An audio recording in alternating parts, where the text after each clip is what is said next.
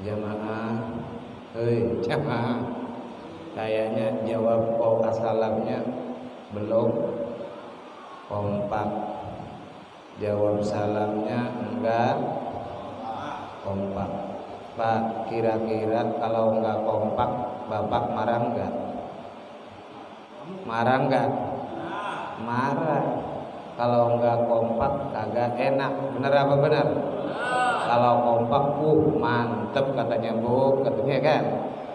Maka kami ulangi sekali lagi, di samping itu dengan kita kekompakan sebagai bentuk kepersatuan kita, sebagaimana sabda Rasul, al-ittihadu quwwah, dan bahwa bersatu itu kuat.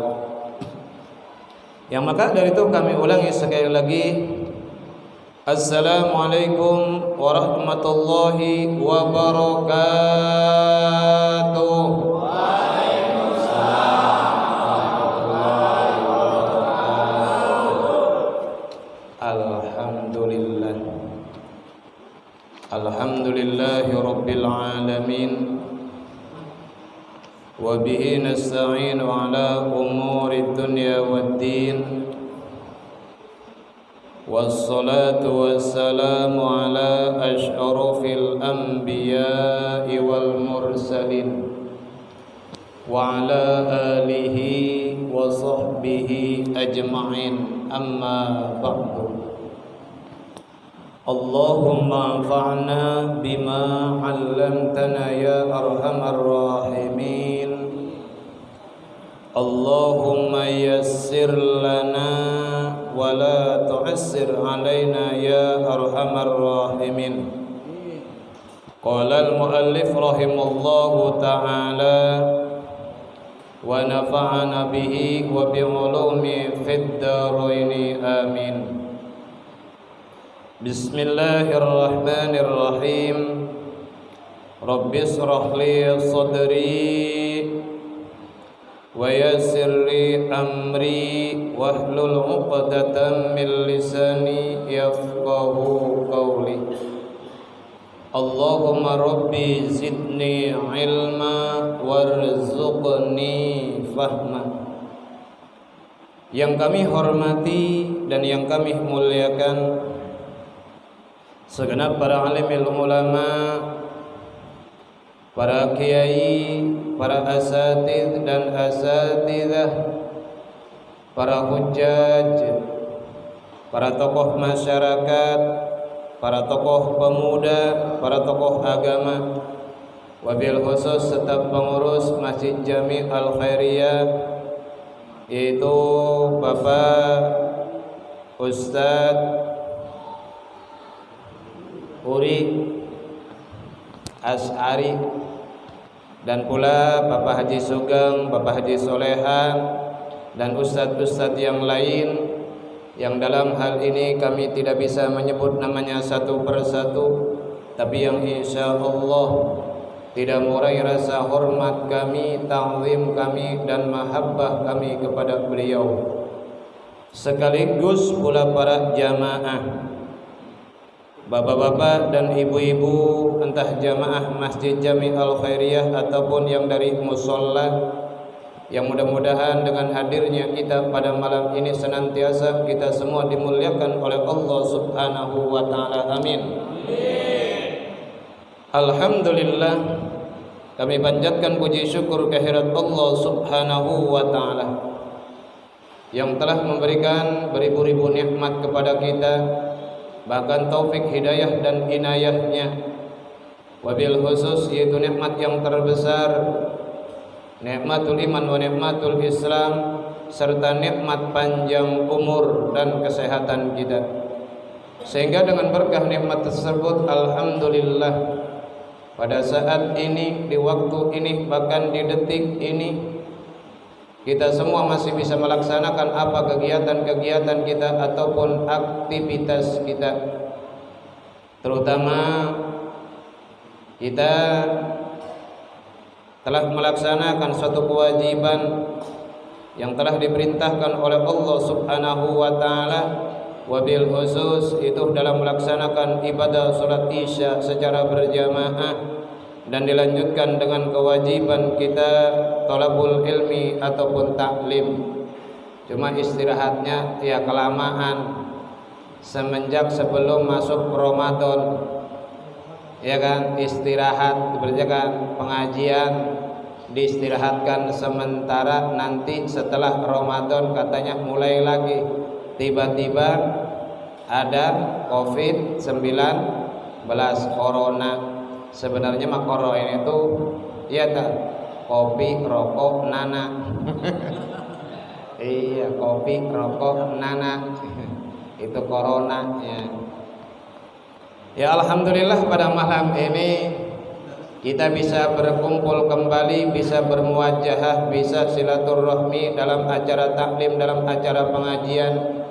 Mudah-mudahan dengan langkah-langkah kita, dari niat kita, ucapan kita, perilaku kita, sampai bersimpuhnya kita di tempat yang mulia ini, mudah-mudahan menjadikan suatu wasilah, suatu sababiyah tercurahnya rahmat dan ridha Allah Subhanahu wa taala, dan pula menjadikan suatu sababiyah segala dosa dan kesalahan kita pula diampuni oleh Allah, yang mudah-mudahan Allah memberikan satu kemudahan untuk kita semua. Entah kemudahan dalam segi urusan dunia atau kemudahan nanti di hari kelak. Amin ya rabbal alamin. Salawat teriring salam tercurahkan kehariban alam baginda Nabi besar kita Nabi Muhammad sallallahu alaihi wasallam beserta keluarganya dan para sahabatnya dan sekaligus pengikut-pengikutnya yang selalu taat, yang mudah-mudahan kita semua tergolong, termasuk dan terhimpun di dalamnya kelak nanti datang di yaumul qiyamah mendapat syafaatnya. Amin ya rabbal alamin.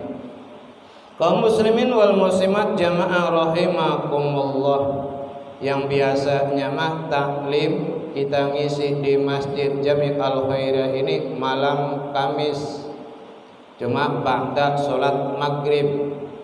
Singkat, kadang-kadang materi belum selesai udah masuk waktu isya, ya kan, sangat tergesa-gesa.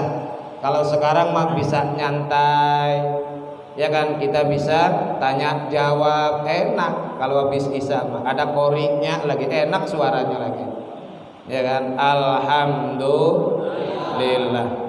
Kita kembali para jamaah kita awali, terutama pada taklim pada malam ini, terutama masalah tauhid, masalah akidah, karena di zaman yang sekarang ini banyak akidah kita yang goyah, banyak keimanan kita yang pada mati, sehingga dengan imannya mati ya akidahnya goyah, sehingga kita sering terbawa arus. Benar apa benar?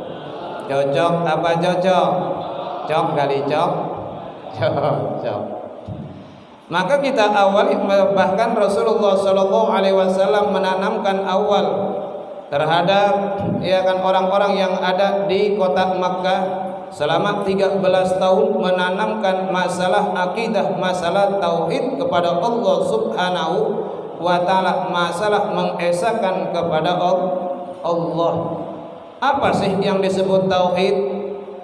Yang disebut tauhid para jamaah secara lughah ja'lus syai'i wahidan. Yang disebut tauhid secara lughah yaitu ja'lus syai'i wahidan, menjadikan sesuatu wahidan yang tunggal, yang esa. Ya artinya saat kita berbuat, saat kita melaksanakan sesuatu, kalau toh kita ya semata-mata karena Allah Subhanahu wa taala ikhlas, insya Allah bisa dipertanggungjawabkan kelak nanti perihal ibadah kita. Karena yang disebut perihal ibadah para jamaah, yang disebut ibadah entah dari niat kita, ucapan kita ataupun perilaku kita. Yang disebut ibadah, al-ibadatu fi'lul mukallafi ala khilafil hawiyyin nafsi ta'ziman li rabbih. Di dalam kitab Ta'rifat dinyatakan nan bahwa yang disebut ibadah fi'lul mukallafi, pekerjaan seorang yang mukallaf, bi khilafil hawi nafsi, yang menyulayani daripada hawa nafsu. Hawa nafsu makan kadang-kadang diajak ibadah, kira-kira berat apa berat? Berat para jamaah. Ya kan, apalagi ya kan perintah Allah, terutama sholat subuh. Ya kan, kalau yang dijanjikan masalah materi, masalah uang, masalah urusan bisnis, masalah urusan kerja, ya kan, enggak dibangunin pun kita bangun sendiri. Tapi masalah urusan yang namanya ibadah sholat, apalagi sholat subuh, ya kan, itu beratnya luar biasa. Karena apa para jamaah yang mantap kita dianggap begitu beratnya luar biasa? Ya kan, karena dalam masalah perihal ibadah sholat nan bahwa dinyatakan nan bahwa la kabiratun illa ala khosiin. Ya, nan bahwa sesungguhnya ibadah sholat tersebut la kabiratun, itu yakti berat, illa alal khosiin, melainkan bagi orang-orang yang khusyuk, orang yang mendapatkan taufik hidayah dari Allah Subhanahu. Banyak saudara kita, rekan kita, tetangga kita, kalau seandainya orang tersebut belum mendapatkan taufik hidayah, terutama dalam melaksanakan ibadah sholat, lebih baik kerja, banting tulang, peras keringat, pergi pagi, pulang sore, paling dapat upah berapa? Paling syukur, paling hebat 500.000 per hari misalnya, ya kan, apalagi sampai 150, 100 mah, ya kan.